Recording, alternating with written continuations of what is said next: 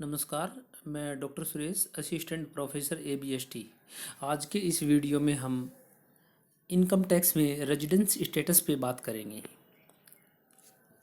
आयकर अधिनियम 1961 के अनुसार करदाताओं के निवास के स्थान को बहुत ही अधिक महत्व दिया गया है, क्योंकि सभी प्रकार के करदाताओं का कर दायित्व उनके निवास स्थान पर निर्भर करता है। आयकर अधिनियम 1961 की सेक्शन 6 के अनुसार निवास स्थान के दृष्टिकोण से करदाताओं को 3 श्रेणियों में बांटा गया है। पहली श्रेणी भारत में निवासी रेजिडेंस इन इंडिया, दूसरी श्रेणी भारत में असाधारण निवासी, तीसरी श्रेणी अनिवासी। इनको क्रम से हम आगे पढ़ेंगे। किसी करदाता के निवास स्थान का निर्धारण गत वर्ष के समय पर निर्भर करता है, अर्थात कर निर्धारण वर्ष निवास स्थान में महत्वहीन रहता है। व्यष्टि का निवास स्थान, रेजिडेंस ऑफ एन इंडिविजुअल, इसमें हमारे पास आधारभूत शर्तें हैं। इसमें 2 आधारभूत शर्तें हैं, यानी अर्थात मुख्य शर्तें, और 2 अतिरिक्त शर्तें हैं। नंबर 1, पहली आधारभूत शर्तें, यदि व्यष्टि गत वर्ष में कुल मिलाकर 182 दिन या इससे अधिक दिन भारत में रहा हो।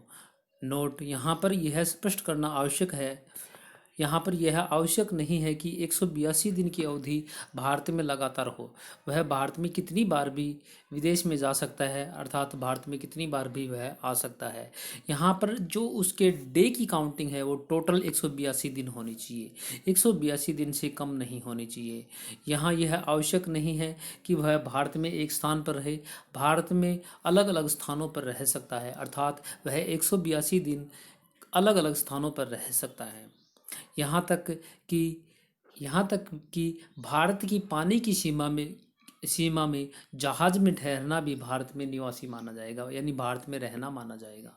नंबर 2, आधारभूत शर्त की नंबर 2 शर्त है, यदि व्यष्टि गत वर्ष के तुरंत पहले के 4 वर्षों में कुल मिलाकर 365 दिन या इससे अधिक दिन भारत में रहा हो और गत वर्ष में कम से कम 60 दिन में भारत में रहा हो। यहाँ भी करदाता 365 दिन या 60 दिन भारत में लगातार रहना आवश्यक नहीं है, और भारत में एक स्थान पर रहना भी आवश्यक नहीं है। यदि कोई व्यक्ति स्वयं अथवा उसके माता पिता, दादा दादी, नाना नानी, उसके माता पिता में से कोई भी अविभाजित भारत में पैदा हुआ हो तो वह व्यक्ति भारत का मूल माना जाएगा। अविभाजित भारत से आशय है भारत, पाकिस्तान, बांग्लादेश से है।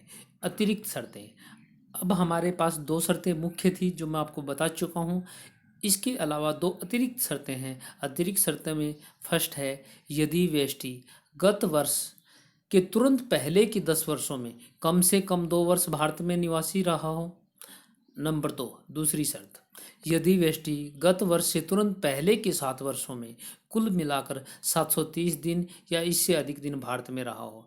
नोट, व्यक्ति आधारभूत शर्तों में से कोई एक शर्त पूरी करता है, अर्थात मुख्य शर्तों में से कोई एक शर्त पूरी करता है तथा अतिरिक्त दोनों शर्तें पूरी करता है तो वह भारत में निवासी माना जाएगा।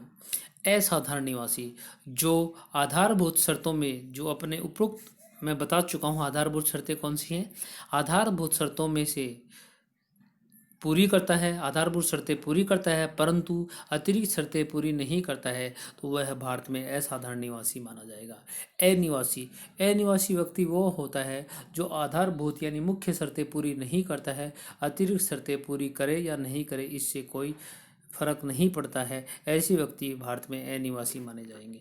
ये हमारे पास रेजिडेंस के आधार पर करदाताओं की निवास की स्थिति, इस आधार पर हम ये तय करेंगे कि कौन व्यक्ति भारत में निवासी है, कौन असाधारण निवासी है, कौन अनिवासी है। अगर आप लोगों को फिर भी अगर कहीं कोई समझ में आने में दिक्कत महसूस हुई हो तो मेरे व्हाट्सएप नंबर पे मेरे से संपर्क कर सकते हैं या मेरे को मोबाइल पे कॉल कर सकते हैं। Thank you. मैं डॉक्टर सुरेश।